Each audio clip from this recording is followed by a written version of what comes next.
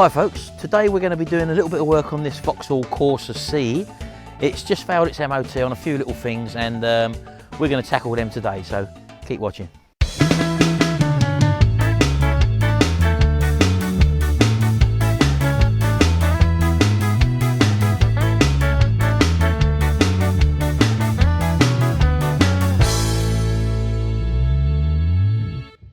Right, okay, we just got this Corsa C back from its annual MOT test, and it's failed on a few small little things, but we're going to tackle them today, and namely the offside or the driver's side drive shaft, the external or the outer gaiter has split.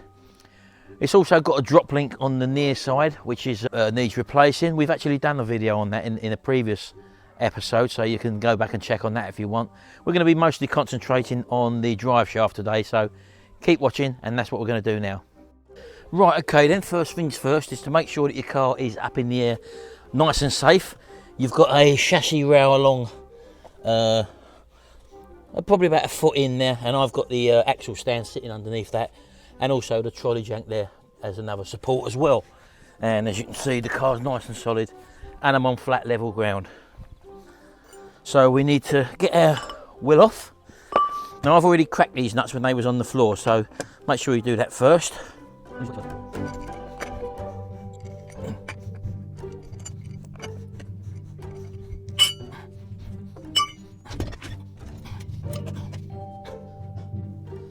Right, I've just wedged the wheel under there, so just in case something did happen, the wheel's there as well. Sort of belt and braces basically. So right, now what we've actually done is to source the parts from a breaker's yard. Normally you'd go out and buy new parts obviously, but a lot of people who own these Vauxhall Corsas are younger people, probably haven't got quite a bit of income, so we just sourced some second-hand parts basically. And all we did was go down a local breakers for that, so we're going to show you them in a minute, but first of all I'll show you what the problem is here and why it's failed the MOT. Right, now here we go. If you can take a look in here, this is the outer CV joint, the constant velocity joint, and that is actually protected by a rubber gaiter there.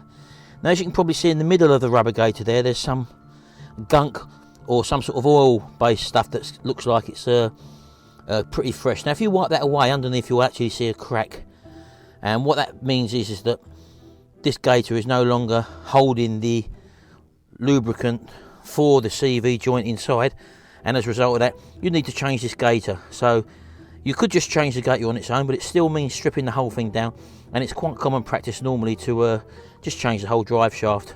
The drive shaft goes right along there, as you can probably see, and enters the gearbox further up there, and there's another inner drive shaft up there as well. I don't know whether you can see that, but if I take you over to the replacement one we've got, I'll show you that now. So this is the replacement drive shaft we've actually got from the breaker's yard. This is the one which bolts onto the disc fits on there. That's the one we've got which is damaged, and this one we've been around it has been perfectly good drive shaft. And this is the other end which you couldn't quite see, which goes into the gearbox there. It literally just pulls in and out once you've freed up all what we're going to be doing down there. But there is a little circlip on there, as you can probably see on this end. This is the bit that enters the gearbox, and it's that little circlip which holds this drive shaft into the gearbox. So we're going to need to give probably a little tug or a little lever on the gearbox end to try and get this out. But as you can see, there is a gaiter the other end as well, and these are quite common fails on a MOT on many different cars anyway, not only the Corsas. And rather than just change the gaiter, which involves stripping the whole thing down, you might as well just pick something up like this. We picked that up for, I think it was £20 at a breaker's yard, and I think they're about £45 to £55 to get a replacement pattern part one. So to do this job, there's a few things we've got to do. We've got to undo this big nut in the middle there. That is the actual end of the drive shaft coming through there. And we've got to bring this assembly forward so that we can push this out of the hub assembly. And then we've got to pull that shaft out, probably levering it the other end just to get it out. Now we may get some oil come out of the gearbox as well, which we may have to top up afterwards. So we'll have to suck it and see with that, because I've actually got the car jacked up at the moment. So my first thing to do now is to actually undo this big hub nut here, and I'm going to do that now.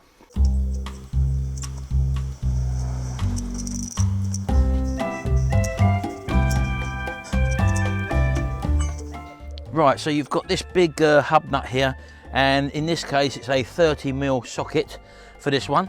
But as you can see, the actual thing rotates and we can't undo it. Now what you can do, if you've got two people available, is to get someone in to put their foot on the brake pedal. That will do the same job. Or if you're on your own, and if you've got a vented disc is basically a disc with holes in like that. What you can do is to get a screwdriver that will fit in the vents and come up from underneath and just turn until the screwdriver locks it in position. And then, as you can see, I was able to unlock it like that, and that's how we've got over the problem there. So I'm just going to take this centre drive shaft nut off now. Right. Put it to one side, and basically that's part one of the job actually done. Now what we've got to do is to release this bearing so that it can come forward. Now underneath at the bottom here, as you can probably see here, you've got a joint with a nut and a bolt which you could undo. But what we're going to try first of all is literally just to undo the two top strut bolts there, and hopefully this will give us enough swing to be able to pull this disc forward this way and maybe slide this bolt all the way out. We're not sure yet, so that's what we're going to try first anyway. So we're going to undo these two strut nuts.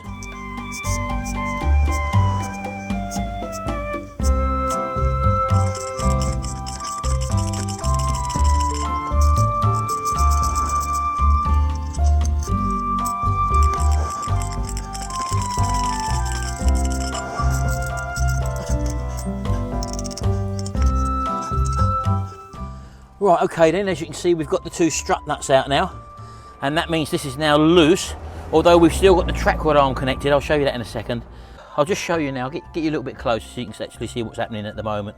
And all I will say here, these bolts that go through there, which are obviously these ones here, which you just see me take out. If you think you're going to be undoing it with just a little wrench like that, you've got another thing coming. You saw the two levers I was using, and what you can also do, as well as giving the bolts a good bit of squirt with something like WD-40, is to give them a good wire brushing down as well, because also the nuts have a lot of corrosion around the head, as you can probably see there, and you might put the wrong size socket on. That's an 18mm socket, by the way. Both sides are both 18mm. So if you can't get an 18mm socket on, it's probably due to all the corrosion around there. So make sure you give them a good clean up, and also the threads, give them a good clean up and lubrication. Otherwise you'll have to use the levers like what I did. Well, as you can see, because we're jacked up on the bodywork and not the suspension arms, this is now sort of floating free there, as you can see. Now I've got me sensor cable there, which I can just pop out of that little holder. If you can see there, that gives me a bit more slack to move forward. We've got our brake hose, which we've got to be careful of. But as I'm pulling this backwards and forwards now, as you can probably see, the whole shaft is now moving. But you can also give this a tap now. We're going to try and push this through and maybe lever this back enough so that we can get this whole shaft pushed through. Right, so I'm using a rubber mallet here. As you can see, it's going in. You'll find a little collar in there which has to come off. Keep that to one side. Now, as I say, I'm hoping to do this without undoing anything else, so I'm just going to persevere. What it looks like I'm going to have to do is to actually disconnect the track rod arm as well from here, because we've got this side, we've got the brake line still attached. Right, well what I'm going to actually need to do is to actually remove the caliper, so I'm going to have to do that now.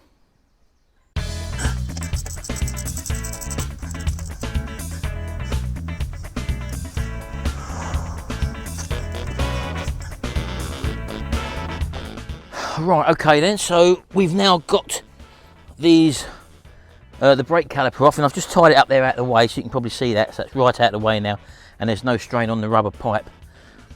These are the bolts that held the calipers on, and I said they was T50s. They're not, they're actually E18s. So you need a special star-shaped E18 socket to get them off. And now we're back to square one, so I'm just going to try and punch that drive shaft through again, being careful not to capture the cable for the sensor.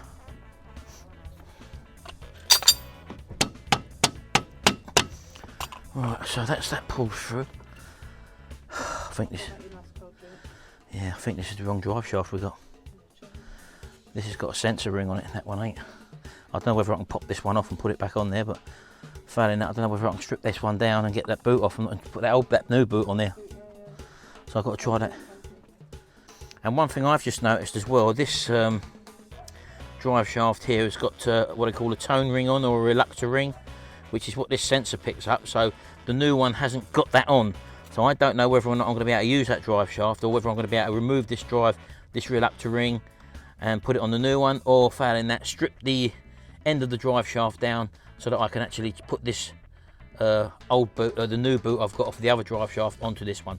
So that's what I'm going to have to do now. So I'll see you in a minute. And I've also undone the track rod arm as well. And all I've done there is get my hammer after I've undone the nut at the bottom, give it a few taps like that, and then it pops, and then that's what you're left with there. So I've now disconnected all that. I've now disconnected the ball joint, and I'm going to try now and lever this out. Now what I probably could do as well is we've got this sensor cable here with an Allen key. Shao, can you pass the Allen keys for me?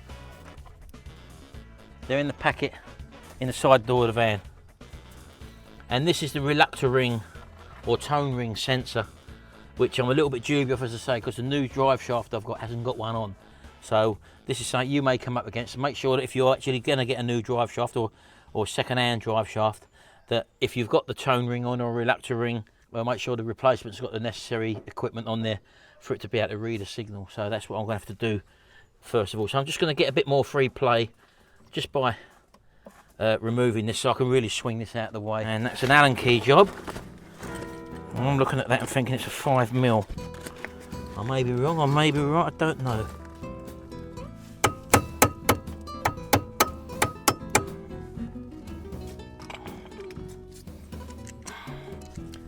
Never easy, is it? There's always something. There's always something. Just things that you may come across.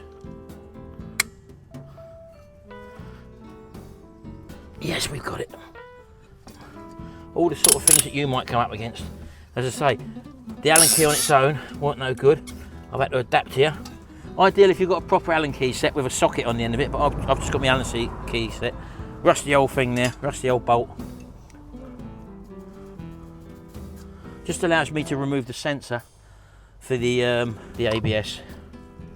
Right, okay. Now, hopefully, we should be in a better position to get this thing out of the way. There we go.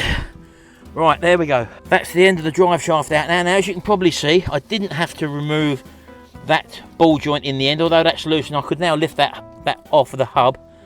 I could lift the hub off by releasing the track rod arm and that sensor cable and the brake caliper is enough to be able to get me to remove that. So there you go, that's what you can do, and just let it pivot on that ball joint there. So that's it now. Now all I should be able to do now is to go to the other end, which is way down in there, as you can probably see, and I'm just going to lever that out now, and then we're going to fish it out. Right, okay, I'm under the car at the gearbox end now, as you can probably see, and up there is the end of the drive shaft, as you can see, where it enters the gearbox, just up there. Now, all I've done is get a little crowbar and just literally just stick it there, and then just tweak it on the gearbox, and that, as you can see, we can see the chrome of the gearbox there. Shaft, the shaft coming out now. So all I'm going to do, I've put a container underneath as well, as you can probably see there. I'm not sure whether we're going to get any oil come out, but I'm just going to manipulate that, and there we go, it's out. That's the drive shaft out. No oil's come out, so I'm quite happy with that. It's probably because I've got the car tipped up, and now I can just withdraw the drive shaft from the other side.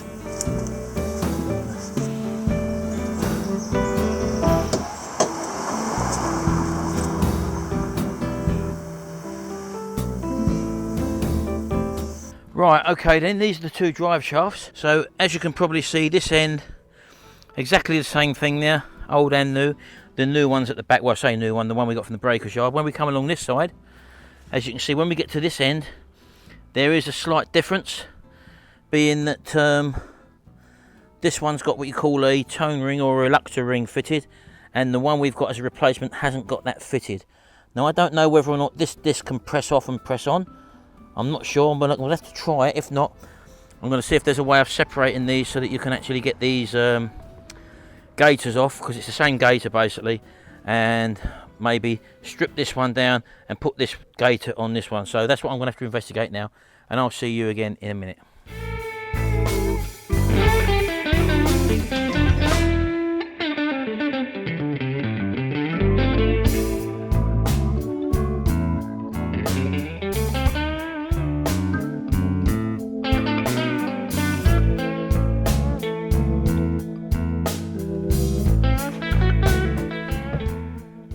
Sometimes things don't go according to plan.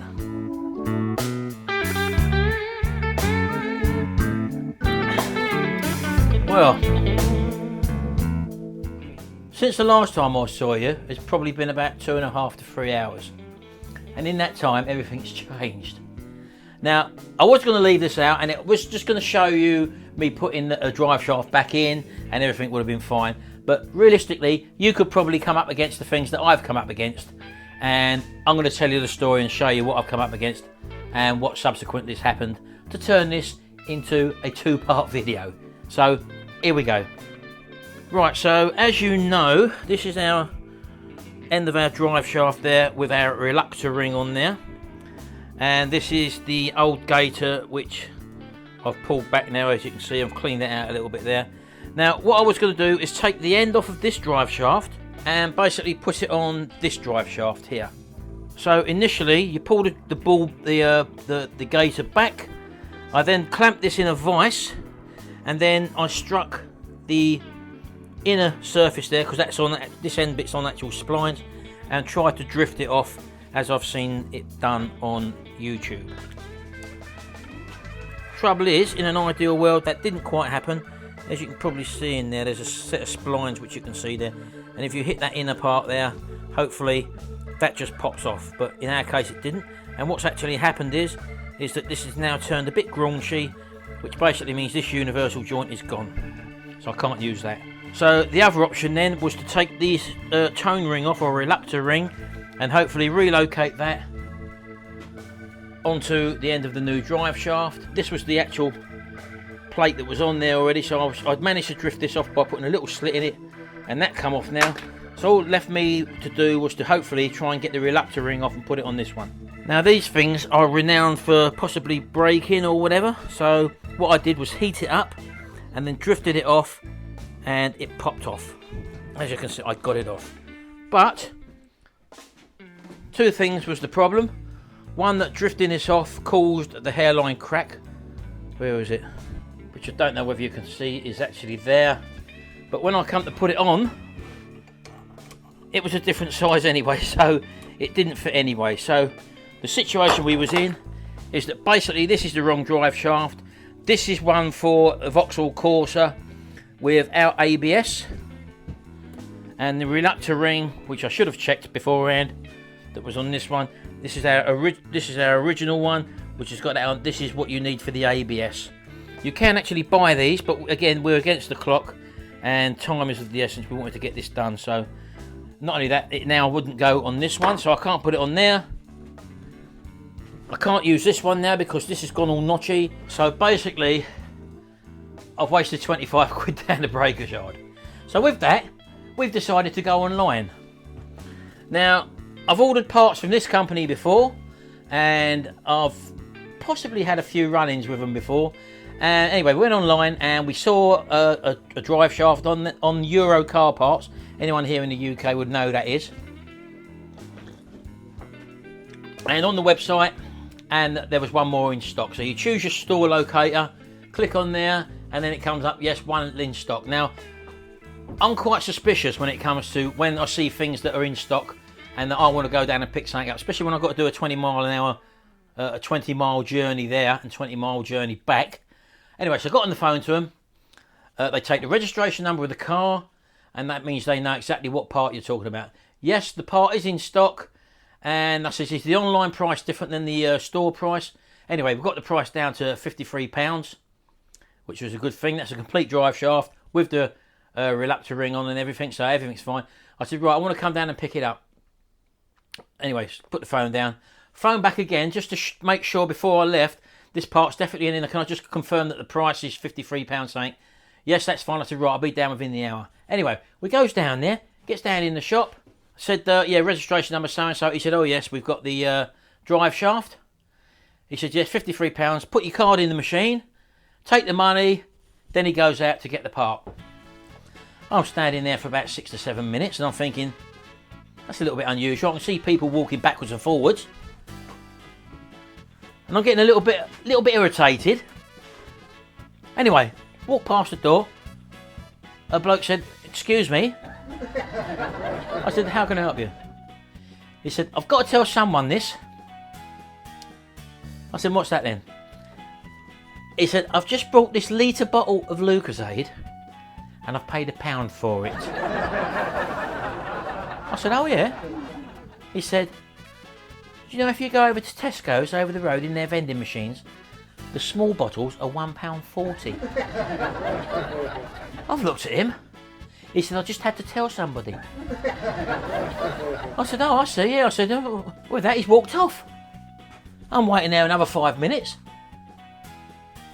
The little chap who served me said, I think we may have a problem, he said. Who did you speak to this morning when they said that they ordered it? I said, no, I phoned up this morning.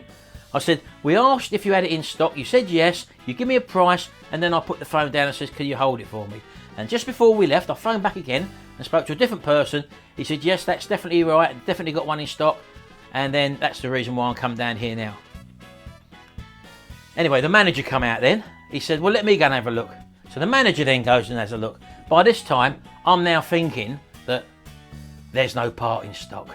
So I'm pacing around the shop and I walking around in circles like a bear with a sore head.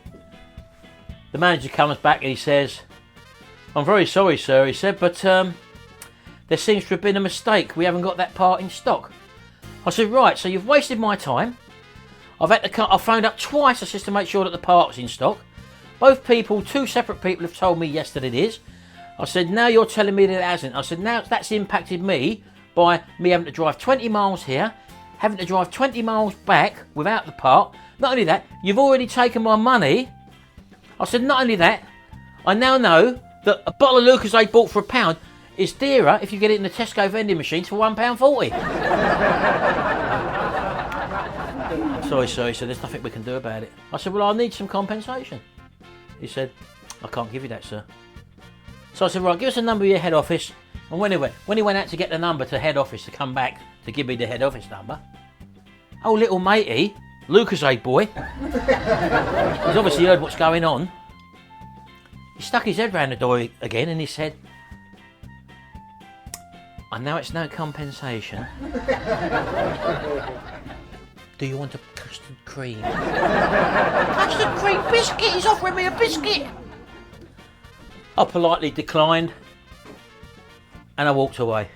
Just like that. When I turned back, the manager's there and he said, there's the number, he said, but I'm not authorised to give any compensation at all. I said, well, I won't deal with you there. I said, I'll phone your head office up. But so, bottom line is, I didn't get the part.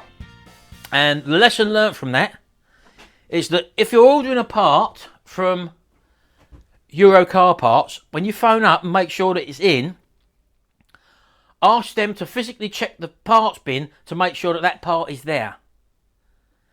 Because they only go what's on the computer screen, and not only that, the first thing they do, before they do anything else, is take your money, and then they'll go and look for the part.